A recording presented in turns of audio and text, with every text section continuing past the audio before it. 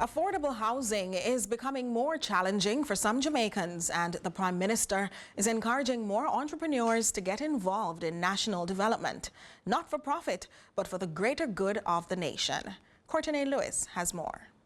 High prices and a lack of available land is putting a strain on the government's housing solutions. Many contractors cater to higher income earners, widening the housing gap. The housing deficit is somewhere in the region of about 150,000 houses. You ask why prices are high for housing? That's because there is this very large deficit. Pricing is not the only concern. Infrastructure is also making affordable housing unattainable. Infrastructure is extremely expensive, and therefore it is the state that has to provide the infrastructure.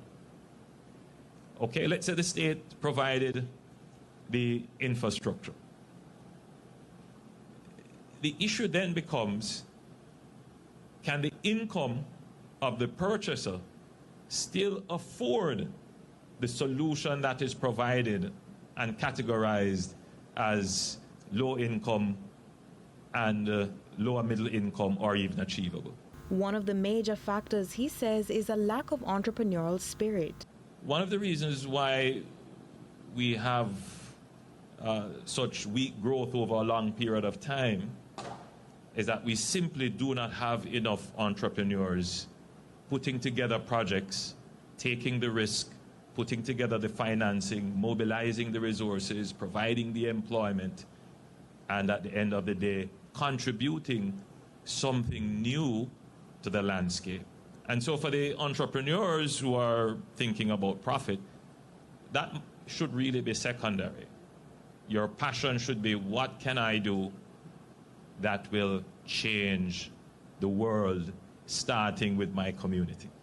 It's why the Prime Minister is encouraging entrepreneurship and public-private partnerships to build houses in mass to fill the deficit. The challenge is that we have some developers, their resources and their efforts are usually tied up in producing lower middle, and upper. What we need to do is develop a cadre of housing developers who can focus on building low-income housing in mass.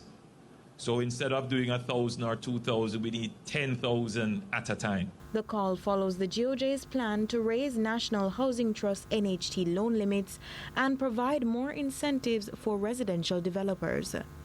Courtney Lewis for CVM News.